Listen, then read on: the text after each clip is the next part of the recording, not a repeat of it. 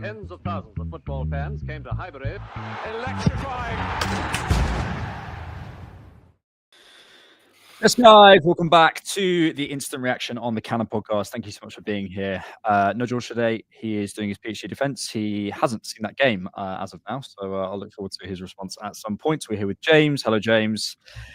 Just to interrupt you, Alex. I think your sound is now coming out of your headphones. If you want to check thank that. you so much. I appreciate that. Yeah. So I should be. I'm on my mic now. Good now. It sounds a bit weird, but yeah, it's fine. Am I on there? Yeah. Yeah. It's definitely coming from that. Perfect. Okay. Let's just jump straight into it. That was a disappointing night at the Emirates. Obviously, Arsenal 0, PSG 1. Early goal from Dembele. Lots to break down. I think my overall take is this. No one ever said winning the Champions League is going to be easy. There are things we need to talk about that we didn't do well enough tonight. And so we could just take that angle, of course. But I also saw a lot to be encouraged by. The second half performance. I think a lot of people, honestly, I'll say this now and I'll park it there. I'm really frustrated with Alan Shearer's commentary on Prime this evening. He picked a narrative and he went with it. He was not watching the game. The Arsenal did not do well enough in certain things. I want to come to that. But we really did well in that second half, and I want to come to the things we did well and the things we can improve on. We're going to go to Paris next week. Obviously, one down. It's going to be tough, but no one said win the Champions League was going to be a walk in the park, and we're just going to ace it over 180 minutes. So, yeah, frustrated, of course, but lots to be encouraged by. We'll get into it. I think Alan Shearer's commentary also comes down to kind of a feeling, and it's interesting because we spoke on the last pod about kind of football sometimes being a maths game, and today, if the maths went in our favour, we'd have won because, well, we'd have been 2-1 up at very least because Martinelli and Trossard had two massive chances, and if not for Donnarumma being Donnarumma, then we'd be speaking very differently now. So, kind of our game plan at times worked very well. Lewis-Skelly did what we had to do, and they scored a chance that was so...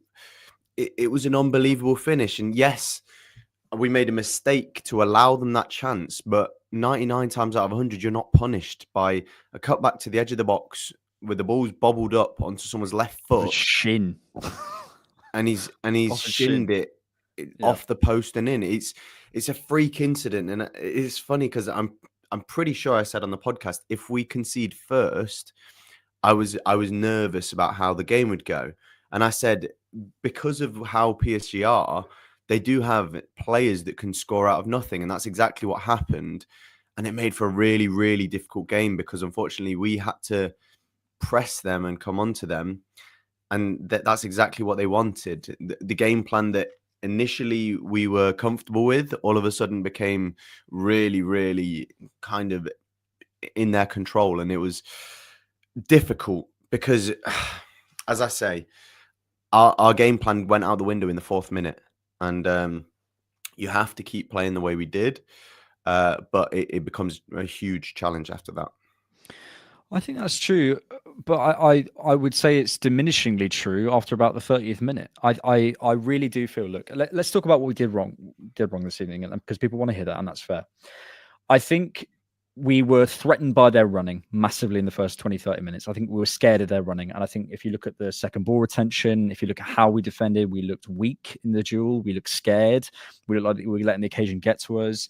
I think the goal itself, as you say, it's a moment of luck, but they create that moment because of their running and because they're picking up that pocket of space. We should have defended that space better. I think that's basically, I'll come on to a second, a massive knock-on effect to Partey. But one of them was, I don't think anyone knew who to pick up Barcola. I think basically you didn't see. It's not when the ball comes to him and he's prepping, not Barcola, sorry, Dembele. When he's prepping the shot, you don't see anyone react, and no one knows who to go to him. So that was an issue. I thought we had a massive knock-on effect from Thomas Partey not being there, which is like a progression through the midfield, a lack of physicality in the midfield, but it also meant that Marino couldn't be a target. I think Trossard basically got absolutely nothing out of Marquinhos and Pacho, but I think they also did well to track his runs outside and inside, which they didn't do at the Emirates in October. So yeah, it was a massive knock-on effect, and it also meant Declan had to sit deeper, so he couldn't be the person stepping up and counter-pressing and winning the ball back for us high quickly. So his first 20 minutes, we were poor. The first 25 minutes, I thought we were really, really poor. And I think we were scared. I think they basically gambled on the idea of a lack of a counter-attack and went, right, we're going to step right onto you. Mikel did something in the press. I don't know what it was, and I think it might be something to do with Odegaard. I need to watch it back, but I think he did something about 30 minutes in, and that for me brought us a lot more control in the game. And from there, yeah, they had a couple of chances. Desiree Doué, it's a great save from Rye. I think that's actually before the change. They obviously had the chances on the breakaway at the end, but from there, I think we were the better team. From 30 minutes onwards to the end of the game, I think on average we were the better team. We lacked some cutting edge in the final third. I think the right hand side was desperate for something, which we can come to. We're lacking a little bit of presence, but for a team who doesn't have Gabriel, who doesn't have Havertz, who doesn't have Partey, it wasn't. I'm not sat there going, "Oh, we were completely outplayed from the 30th minute onwards." No, I thought there was a lot there. I thought the things and the ways that we can hurt them is by ball carrying. You saw, I think, 2 or 3 big chances. Miles carrying through the middle and playing in Martinelli, and that chance happens. The Trossard chance happens because of the ball carrying from the back. If we were a little bit braver, if we maybe hadn't let the occasion get to us because we were growing into that game, I think if you play for another 20, 25 minutes, especially in that first half, I think we win. So, I've spoken for a while there, so I'll let you go. Just on that ball carrying point, I thought 3 players that were probably our best players on the day, Rice, Saliba, and Miles Lewis-Skelly, stepped up massively at times. The courage they showed on the ball, because that's kind of the way PSG were pressing us, was that, okay, we're gonna allow you that space to drive into, but if you give the ball away, then you're in the shit. But they didn't. Saliba, the amount of times he stepped up, which is a part of his game that we've seen evolving in recent times. Rice is nothing new, but oh my goodness, when he did it, it was so effective. Yeah. And Lewis-Skelly, again, for an 18-year-old, the way he created that chance for Martinelli was unbelievable. And at times, I did feel like this was a game of black and white, where certain players were doing so much. And we're going to get onto this, but certain players who I have personally, and I'm sure you have as well, defended time and time again. And you're looking at them and you're thinking, this isn't fair on the Rices of this world. Because again, if certain players stepped up, then Rice would have been man of the match again. Because the amount of times he stepped in, the amount of times he intercepted the ball, the amount of times he drove at their defense and created spaces, and others were just passengers. So we're almost playing with 10 men at times. And it's incredibly frustrating, and I don't know what the instant solution is, but the fact that Odegaard was taken off for Nwaneri with a few minutes to go felt pointless with the amount of time that was left, but also felt a little bit symbolic, the fact that, again, it's not the first time this season, but Arteta saw it and thought, actually, Odegaard, you've got nothing else to offer the game. We need a goal, and he takes his captain off, and that tells you a lot. Yeah, look, I think you're right to maybe come to each individual player a little bit later on and sort of talk through each player's game. But I'm only looking at 2 or 3 players tonight, really, who I'm like, you had a bad game. Bukayo Saka, I thought, and 2 points. I'm going through. I thought Timber was struggling at the top of the game with Kvaratskhelia, but eventually got himself under his feet. Miles was fantastic. I thought Kiwior was excellent tonight. David Raya with a brilliant save. William Saliba, as you say. Mikel Merino grew into the game, but eventually was getting his body in front of things. Quick 1-2 out of his feet. Lovely stuff. Okay, maybe Trossard, Odegaard, I'm probably looking at and saying not great, but I'm seeing some hate on Martinelli. Martinelli basically beat Hakimi, one of the best fullbacks in the world, I would say 3-4 times out of 5. Every single time he was getting something out of it, across whether it was. And you said this earlier, I don't want to watch this with results in our eyes. With the result in our eyes, I want to watch this going, okay, what can we do better, and what can we take from that game? Because there's a lot to take from that game. If we are sat here, this is what the Champions League does to us. If we're sat here talking about moments that go for you or against you, PSG probably had, I would say that the Doué thing. Probably the Gonzalo Ramos one, because I think the Barcola one, he would have been offside because Ramos was offside. So the Barcola one, he would have been offside. That would have been ruled off. But the second chance, the Gonzalo Ramos, where he hits the crossbar, well, that's a let off. That is a let off. That's a massive let off. I think that also might have been offside, by the way. It was very close. But yeah, 100% between those two. In their column, that's a let off for us. But in terms of let offs for them, Donnarumma bails them out twice. Saka nicking the ball off Nuno Mendes on that far side, never a foul. absolutely never a foul. The referee also, in terms of, I think, obviously you're going to feel that because you're an Arsenal fan, but I do feel on balance of things that he gave a lot to them and the pace of the game. Just something quickly before I come back to you as well. Something we need to fix before the next leg is going offside. Bro, how many times are we offside tonight? That's not acceptable, because that's just an ability to read the line. Trossard, Martinelli, biggest culprits, but it was Saka as well. Before we go to the Parc des Princes, we need to have a look at that. But again, that comes from intent. Oh, yes, lots of frustration. I mean, I'll see if I can look at the stats. I'll come back to you, and we'll maybe go through a sort of player by player. As you say, though, the 30th minute we did look shell shocked. We thought, I think it was potentially a sort of thing where we played Real Madrid and thought Real Madrid are the pinnacle of football. And yes, in stature they are, but in terms of footballing ability, we kind of know that they're not right now. They're not the best team in the world. And PSG turned up, and we thought, fuck, these guys are good. And as a result, we were just not keeping the ball. Yep. It was really, really frustrating because they had about 70% possession in the first 30 minutes. And I tweeted as well, we weren't giving the ball away because they were pressing unbelievably. We were giving the ball away because we actually just weren't putting our foot on the ball. We know that, and we saw it for the following 60 minutes in the game. We're very capable of passing out from the back, of beating a press. But for the first 30 minutes, the ball kept coming to our feet, and we were making 1-2 pass, and they're just hoofing it.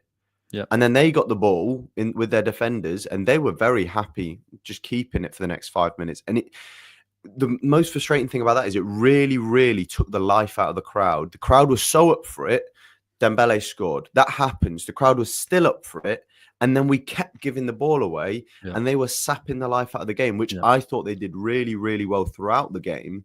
But particularly then, by the time it was the 30th minute, the players kind of got their head screwed on, but all of a sudden the home advantage has disappeared because everything we had been sapped away. And that was what was really frustrating. And I think a bit naive of us, the fact that we just got blindsided completely and got shell-shocked, or certain culprits did maybe.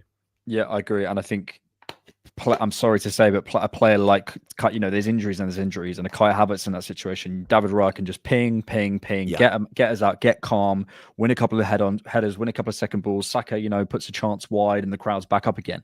That's how you build momentum in a game, and I didn't feel we did that in the first half an hour, which was poor. Yeah, thank you for all the super chats. We'll come to them as many as we can. We're going to look at the stats, and then we'll go through maybe each individual player and sort of come to super chats in between those. Let's look at the stats from Scott Willis on X, as always. Here we are. So it was Arsenal 1.6 expected goals to 1.1, 10 shots to 11, 5 shots on target to their 4, 5 open play shots to their 8. We won the Field Tilt World Championships, guys. Yeah, as expected. Higher deep touches, higher zone 14 touches, higher final third entries, higher expected threat created, higher crosses, more progressive passes, more dribbles. I can't, whether you agree with me or not, and you think I'm just making excuses and we were terrible this evening, the numbers are the numbers.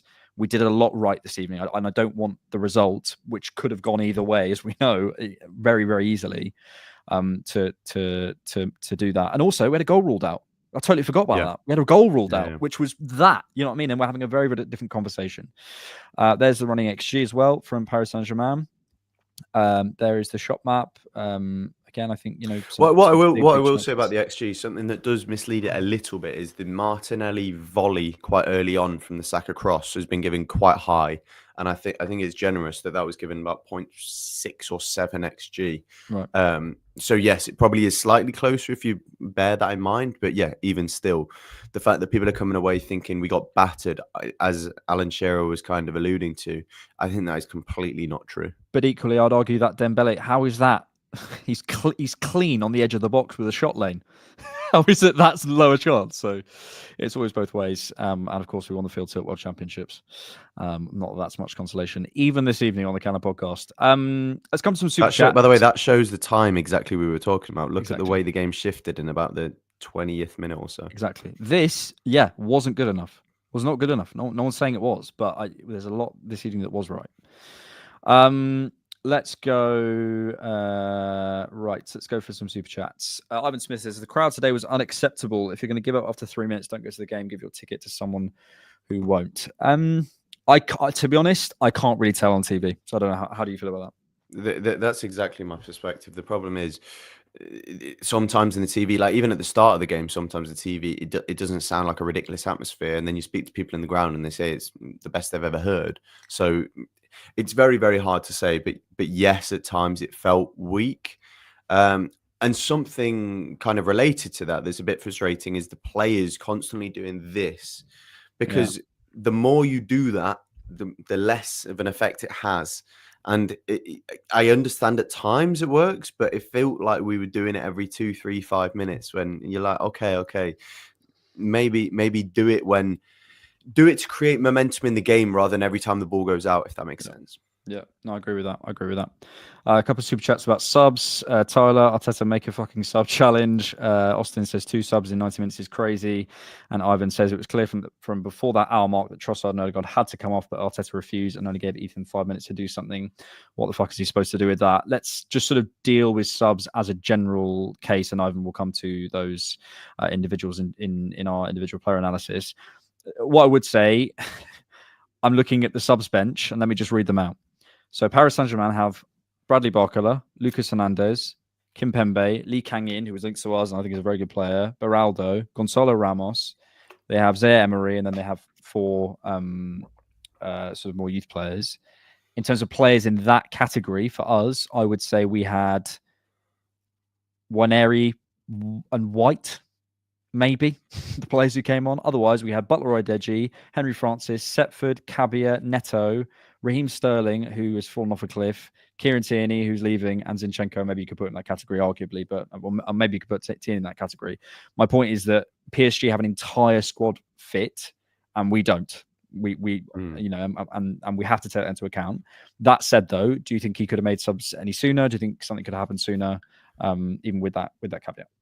Yeah, I think the Nwaneri thing was obviously needed. Nothing was changing. Odegaard was kind of, I don't know what's going on with him. I have no answers to this problem at the moment, because let's do Odegaard now. Let's talk Odegaard now as part of our individual analysis. I saw what I saw in previous seasons. He wasn't a shit player unless the game has changed so significantly to a transition game. He was not like this before, individually, or I don't know, unless other teams have sussed him out. It really baffles me. But yeah, he is becoming a serious problem, because in games like this, someone who is so pivotal for us and in a position that is so pivotal for us, you are our chief creator, and just struggles to do anything in the first phase, second phase, final phase. There's just not enough. And yes, we can stick him on the pitch for 90 minutes. And yes, he presses well, I think. And I think he coordinates the press well. But you really can't put so much weight on a player just for that. And I don't think the answer is as simple as just sticking Nwaneri there, because we've seen him play 90 minutes in that position. And it's not all sunshine and roses, because he's still literally 18 years old now. But we do have a problem. And it's going to be a thing come summer, I think, because all of a sudden we were thinking about signing a left winger, a striker, a left centre mid, but do we feel comfortable our primary creator being that going into next season with the way he's been playing? I don't know, and I'm one of his biggest fans, but I can't defend it on game after game after game, and even his best performances barely scratch our top 5 players in the game at the moment. It's really sad. It's really sad. If I'm totally real, tonight I didn't think about him that much. But that's the problem. But that's the problem. Exactly. But that's the problem. He had 1 key pass. He had 6 dribbles, and only 1 of them was successful. He had 8 ground duels and only won 2. He lost the ball 14 times this evening. Which I'm okay if you're doing, but you have to then put me up some goals and assists, because if you're putting the ball at risk. Compare this to a Miles Lewis-Skelly, who obviously is a freak of nature, but he is a player on the periphery, and game by game he is making himself known and will stand up and be counted. And whether it be Odegaard's game or not, he isn't doing that. And again, to win competitions like this, it is very hard to have passengers in the team, especially them being supposed to be the protagonist of the 11. Yeah. Look, people know my thoughts on this, and I hope those of you who've sent me all sorts of abuse can maybe see my perspective on this now. And I take no pleasure in saying I'm not sure about this guy, and I don't think anyone does. We know the credit in the bank he's built up, but I can't. Before we come to any opinion, just fact. Look at the numbers this evening. You can't lose the ball that many times. It's that simple. And when you're seeing performances, as you say, from the likes of Miles and Declan or whatever, like symbolically as a captain, I think there's a big conversation about him. Let's come to another few super chats. Sway London says we can definitely exploit gaps at the Parc des Princes. No habits of Marino at 9 held us back today. Route 1 is the way forward. Players and goalkeeper get spooked in the air. I do think this is a massive miss, not having a reference and having to play Trossard there. There's no way that Mikel does that if that's his first choice. That's his, what we Havertz. He played Marino there. I think he probably would have played Jesus there. We're playing with our fourth, fifth choice up there, and I don't think that's what he wants to do, and it's a shame, but we just have to get on with it. I don't want to make too many excuses because I still think we could have done better this evening, but I do think this is a massive factor, and I do think this will help us at the Parc des Princes. I've got a little question for you, Alex. What do you think we'll have? Maybe this could have come later, but what do you think we'll have learned from today that we didn't already know? I think headline is not to be scared. I think it's very easy to say, don't be scared before a game, but that's just it's a concept. You've not played the team. You come away from this evening and you've looked in the whites of everyone's eyes and you go, you're not better than me. Vitinha, be careful what I say. Vitinha's a brilliant player, but the hype this guy gets, it's insane. He's just a lot of 1-2s. He's a good player. I'm not saying he's a brilliant European great player, but he's seen as better than Rice or whatever. No chance. There is no chance. I think the word he's a very very tidy player. Very tidy. But then players like Pedri, like Rice, these are guys who will run games.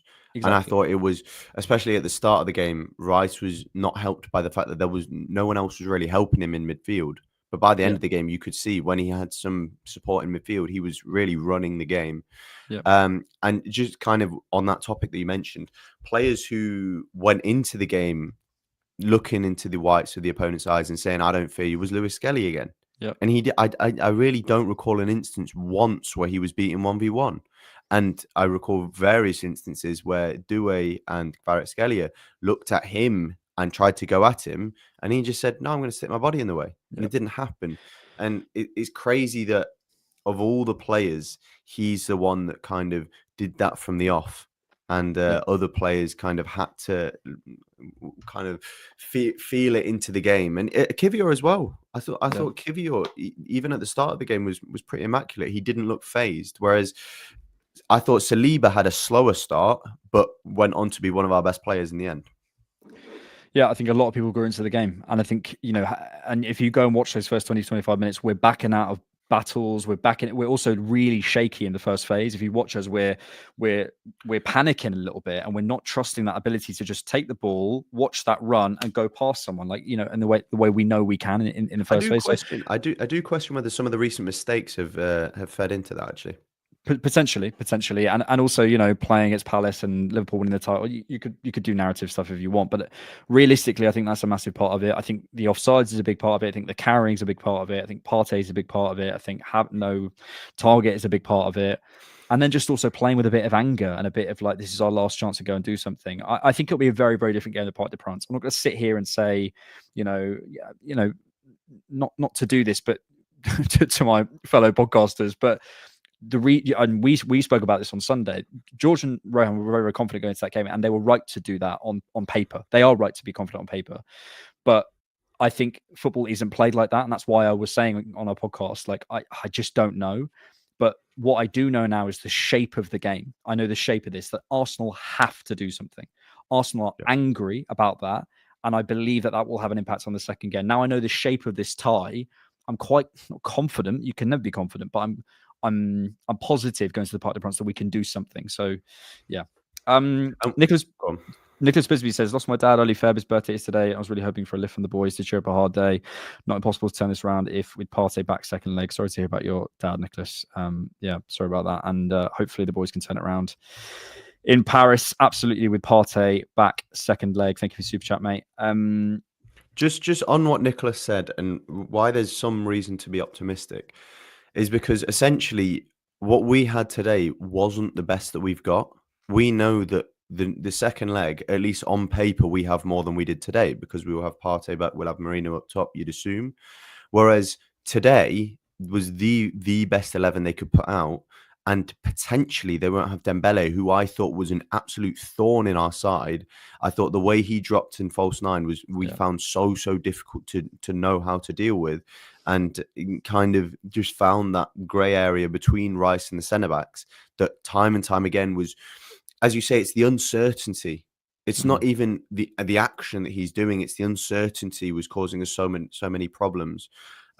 So hopefully, with Partey back, we will have our first choice midfield, and we'll have the focal point, like you mentioned. So, hopefully, room to be positive, and I also agree with the sentiment. Sorry for your loss, Nicholas.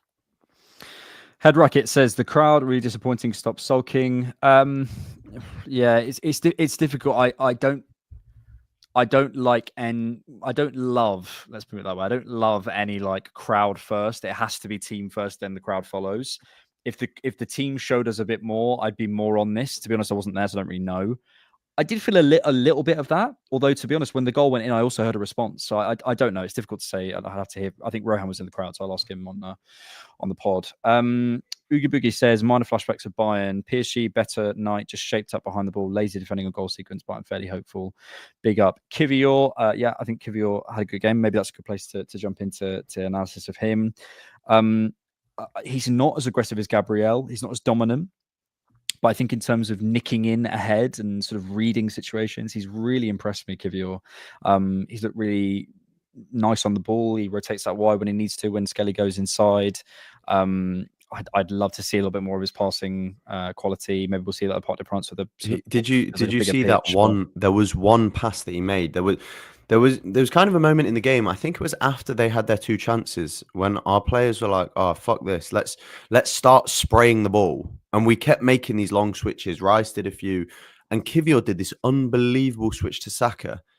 And the kind of frustrating thing is, why don't we take these risks earlier on? Yeah, because they stretch the team, they stretch the pitch, and they cause problems. By that point, Saka looked pretty exhausted. I thought Saka, I don't want to use this as an excuse, but still doesn't look fully himself. He has the quality, but he doesn't have the same burst that I think we're used to at times. And even tracking back, there were times when he got nicked, and we're so used to him then winning the ball straight back, but he wasn't quite there.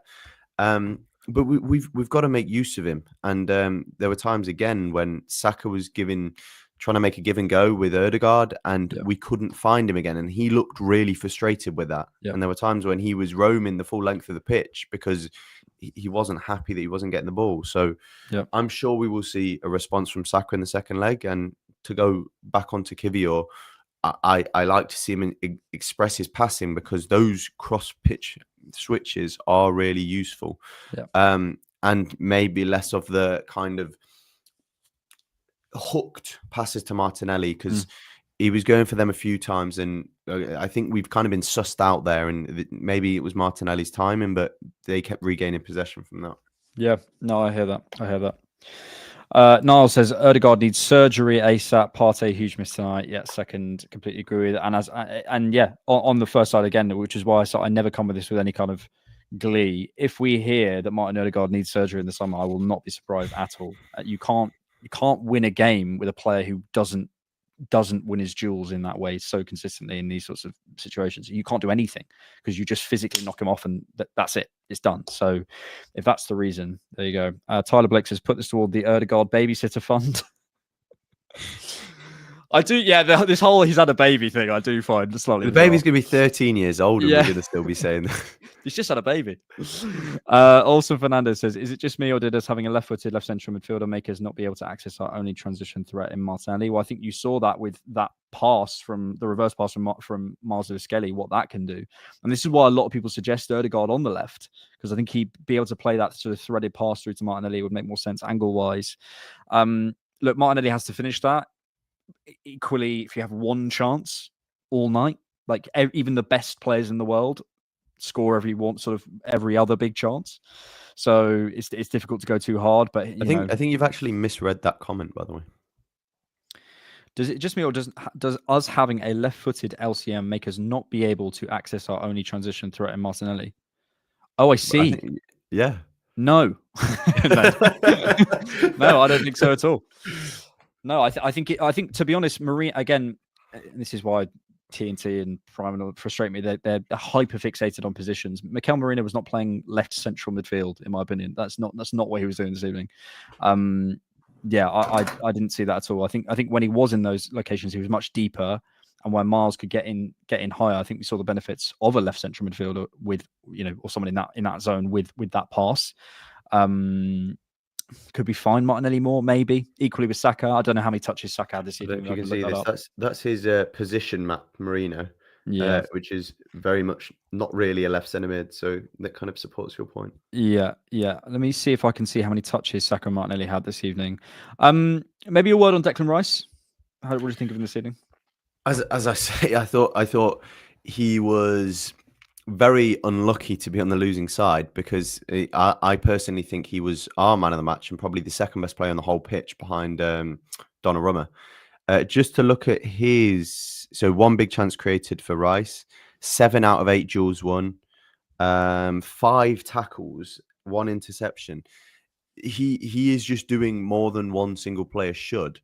And again, it must have been frustrating for him because he had to rein himself in a little bit, being in that number 6 role. So I think in the second leg, being able to have him in the number 8 role, particularly with the way PSG play with this tippy-tappy 1-2, I don't think you can do that when Rice is playing football. I don't think you can do that when Rice is pressing you, though. Like he has the ability to cover more space than a normal player would. So with Marino, he's fine, and he also did regain possession a few times. But when Rice is in that left centre mid spot, and it's typically what happens is the ball goes to their left back and they will pass it to their centre mid, and Rice will make that jump to the right. And when he wins that, we so often gain something from it. And to be honest, we should do a lot better than we do. But Rice wins the ball back, and maybe that split second quicker than he is compared to Marino allows us to create a chance from it. Whereas Marino will block the pass, but then we'll lose possession. So Marino will get there, but we won't keep possession. Whereas Rice, because he's so quick, and not just quick in the feet, he's so sharp in the mind with it, he will get the ball with his feet pointing towards goal and then give it to Saka, give it to Odegaard, give it to Martinelli. And I think we missed a little bit of that today, even if it's sometimes hard to see because you don't know what you've got until it's gone. Until it's gone. Don't know what you've got till it's gone. Just looking up some numbers, and I couldn't find the Saka touches, but I did find this. Goal probability added for Arsenal this evening. Sort of supports your point there about Declan Rice in terms of bringing the ball forward, even from number 6. David Raya is second. And I just want to point out who's bottom, which I think means has negatively impacted our ability to score a goal. Look, again, I've used up all my caveats. You know my caveats. That's numbers. How you interpret them is up to you. There's PSG ones as well. So they had Lewis-Skelly at the top, Nuno Mendes at the bottom. Wow, and Vitinha. Yeah, look, I'm not trying to discredit Vitinha. He's one of the best midfielders in Europe, but the way he's spoken about as if he's like Pedri or Rice or Bellingham or something, I do find a little bit far. He's all right, but yeah, I do think he can be stopped. Anurag says, not exaggerating, Odegaard is having a worse season than Sterling, and that says a lot. Hopefully we've covered Odegaard enough. I don't want to go too hard on him. Genuinely, should Odegaard play next week, says Junior. I think just to answer that question, I think he has to for what this team is. But should he play long term? There is a big conversation about that.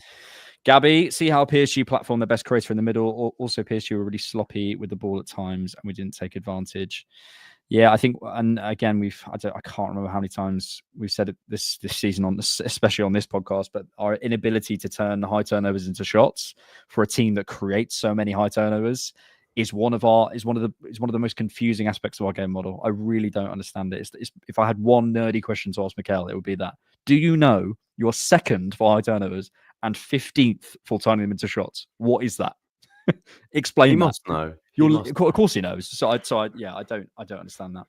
But similarly though, like there was a couple of moments where I felt like we could go on the counter and could go on the transition, and we didn't this evening, which we have been doing recently. So I don't know if that was a player decision. Miles at central attacking midfield. He can receive a back to goal, turn on defenders, and has a proper foot too. At least since we're waiting until the 90th minute to get Waneri on. Okay, I mean let's spin this. I mean, how would you line up next week? Kind of as we alluded to, I'd get Partey back in the 6, Rice in the left centre mid position. But again, that's more than just the creative position for us. I think people often see it as like this myth seems to have been dispelled now. But it was, you can't have someone like that in such an attacking position. It's kind of a very much a modern football position where you just let him dominate the game without having the restrictions of being a 6, because he can do so much. It's basically what you do with Gerrard if he was in modern football. You would not stick a player who can cause so much damage in each phase of the pitch. You wouldn't stick them in the number 6 because you're just putting shackles on them. And again, with Yaya Toure as well, similar comparison that I've made before. He did play 6 for Guardiola, but when they needed something, they put him further forward because he was too dominant. So yeah, I'd put Partey back in the 6, and based off in his recent form, I think it will significantly improve us. And I put Marino back up front. And we actually briefly discussed this on the pod about my concerns and my worries. I don't think Trossard was actually as bad as I thought he might be. I thought he dropped deep and kind of linked up play all right. But again, it did lead to that thing that I was worried about, which was their centre-backs were far too comfy. Whenever the ball kind of dropped on the heads of their centre-backs, they weren't challenged at all. And at least Marquinhos is someone who can be got at. And Marino did it a few times when he moved into that position, but for the most part, they were quite comfy. I agree. And I think this is another example of, having to be honest about what we said before the game. I looked at Marquinhos and Pacho and I thought, you can physically move them. They don't look athletically where I would like a team to be. And okay, we didn't stretch them massively, but when Martinelli did or Marino did, I thought they dealt with it really well. So fair play to them. So, and this is the thing, you can't, until you stand next to someone, it's very difficult to tell. So yeah. Also, it kind of just emphasizes the quality of their squad, because we're looking at players like Marquinhos and Donnarumma saying, maybe you can get we're saying, maybe you can get at Donnarumma because he's not the best at his feet. Yeah, but he's also the best shot stopper in the world, arguably, him and Courtois. Yeah. You've got two of the best, and we spoke about this as well, two of the best attacking fullbacks, but also they're both unbelievable defensively. You've got midfield 3 who are all really, really comfortable on the ball. Yeah. You've got 2 wingers who are so deadly in one-on-one situations, so you can't leave them there. You have to double up.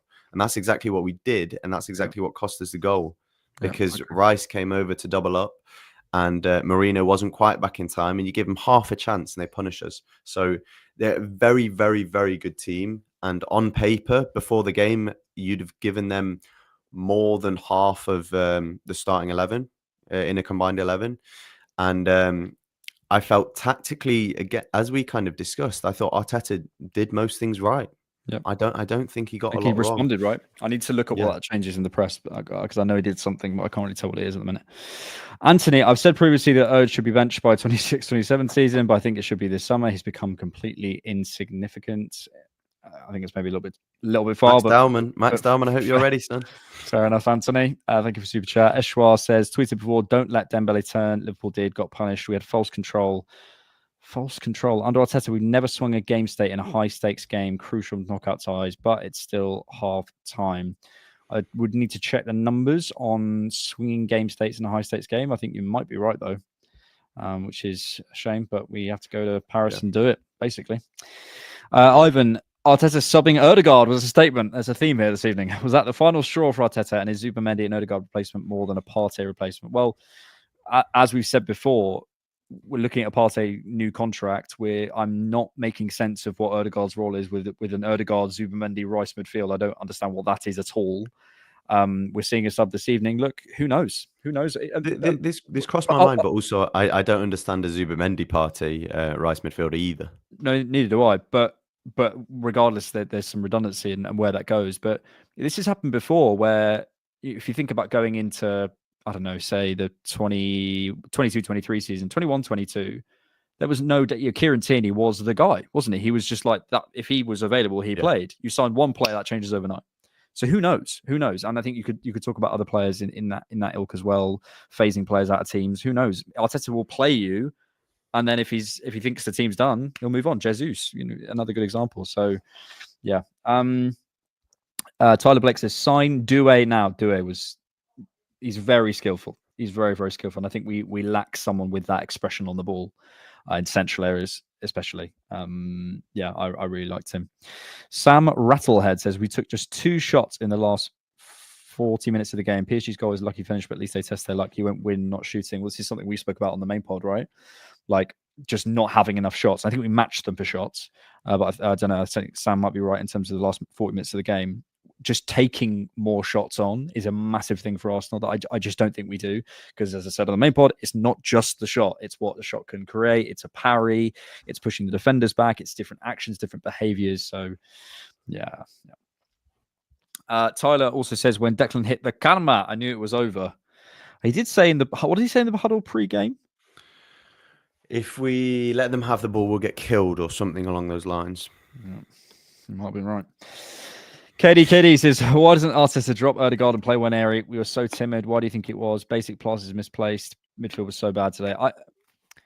If we put it this way, and maybe this isn't right, if we'd signed Odegaard in January and he was putting up these performances, he wouldn't be in the team.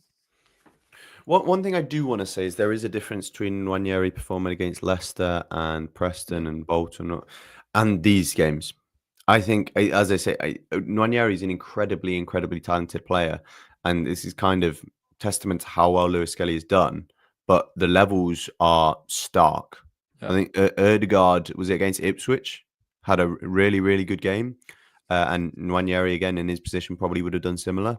But then go on to this level, and we've seen certain games this season. Nwaneri, I believe it was against Newcastle, where he was hooked in the 58th minute because he was struggling to make an impact on the game. So I agree with the sentiment, and at least with Nwaneri, you get a bit of kind of drive and it looks a lot better. But yep. I don't think it's quite as clear cut as simply saying Nwaneri would have solved the issue. I don't think that's the case. No, I agree. I think we'd have different issues. But we'd also probably have more shots. So I think certainly. Let's come. There was a moment that I thought, I don't know if you remember, I thought he was going to take a shot. Someone got fouled on the edge of the box, and then the ball comes to Nwaneri, and he was about to shoot, and then he laid it off to Martinelli, who had a rubbish shot. But I thought that was his moment, honestly. The ball breaks to him on his left foot. I thought, just hit it, mate. Yeah. We had no focal point for Rise Ball, says JPY. Absolutely agree with that. Thank you for your super chat. Zombler says, the way Miles draws fouls is an art form. Man's looking at prime James Harden. I presume that's NBA. I don't know what that is. Yes. How many fouls did he win, by the way? Because I think it's like 5. Do you know what's funny though? He's incredible at it. He is incredible at it. It occasionally slows us down. And I think Arteta was frustrated with it at one point this evening. I think Miles basically drew a foul because he just maybe he was right. I don't know. But I think I saw Arteta get frustrated because he wanted the game to carry on. Like it wasn't like he was annoyed at the foul because we won the foul. I could see him going. So I don't know if he always wants that, but if he can do it in tight areas, if he can do it in central areas, then it's cash money. He did. By the way, I just checked. He won 5 fouls, and kind of on that topic, just extending that. What I found a bit frustrating at times was, I understand why, because PSG are really bad at defending set pieces, and we are notoriously good at set pieces. But there were times, especially early in the game, where we were winning a set piece on the halfway line. Rice would stand over it. Rice would then run off. Saliba would stand over it. Saliba would run off. And then Raya would stand over it. And I'm like, so long. If we're talking about the fans kind of not giving it, moments like that are impossible to quantify, but that doesn't help. And completely agree. ultimately, we waste so much time doing that. The game is then slowed down that we then whip the ball in, and Donnarumma goes, "Thank you very much." So, Yeah, it's the same with corners. I find it, and it's like I get it, because it's a risk versus reward thing, right? Like sometimes if you're at 1-0 and you're setting up and you're going, right, we need a minute to chat about what we're going to do. Yeah, cool. If you're chasing a game, I don't think it's worth it. I really don't think it's worth it. I think you need to have a different method. Basically, we've got to keep this momentum. Momentum is more important than the 2% chance you have of scoring from a corner. And Ola Aina said earlier this season, he said, against Arsenal, it's horrible because you never get a moment's rest. Yeah. Because of the way we play, because of the rotations we do, you never get a moment's rest. So they must, as soon as they get a free kick, and they'll probably deliberately sometimes give free kicks away, because they'll think, oh, if I foul Lewis-Skelly, we'll get a minute breather. Yeah. And they'll go, happy days. Let's all get back in position and take a moment. So, we need to look fine. Lewis-Skelly win those free kicks, but put the ball down and play like we did probably in the last 15, 20 minutes or so. But before then, we were going, all right, let's Odegaard out swinging cross in from 40 yards. I don't understand that. Yeah, I completely agree. Let's start with some copium to close out the show. Get as much copium as we can. Dan says we can't do a Newcastle and Carabao. Let them score early next week. They look tired in the second half. We're due a big comeback in our history. I actually agree with this, by the way, in terms of. I also think we looked a bit tired, to be fair, but I do think their running in the first 20, 25 minutes was unsustainable. I really think it was. And that's why I wish we dealt with it better, because it wasn't, what they were doing was not going to be able to hold over the course of the game. I do agree with this. And look, I just want to come to a few more super chats, and then we'll sort of do a closeout. And there's a number of messages I want to put across. JP White, it's time for us to show some character, people. Completely agree. Sabello says we need to stop underestimating the importance of Partey in this team. Yeah, and I'm getting... Oh, so you're a Party fan now, Alex. I'd have started him tonight. There's underestimating, and there's critiquing. I'm not saying stick Partey in the bin. I would have played him this evening. I just think he has some flaws in his game, but he's not underrated in my head. He's a brilliant player who we missed this evening, of course. So, I maybe some people do, but I certainly don't. Odegaard does not deserve the super chat, says George Coles. We won't give it to him. George says Ethan is not ready at all as well. Budashan, so actually, let's do this one. KD says Newcastle United was a physical midfield, unlike PSG. Yeah, and I think that's why we could carry through them. Absolutely. Budashan says, I'd just like to use my super chat to genuinely say thank you for doing these. They're like therapy, especially after tough watches. Love you guys. We love you too, mate. Thank you so much. And thank you to James for joining us. Oh, look, as I said at the top, no one said that this was going to be easy. And there is absolutely, if you've given up, fair enough. But I pity you, because there's so much hope I think that we can take from that second half, from the 60 minutes after that opening sort of half an hour. Supposedly Dembele's got an issue. I just saw. So we've got Thomas Partey back. It's a 1-0 deficit. One set piece, we're back in this. Literally, like all. By the way, one second moment.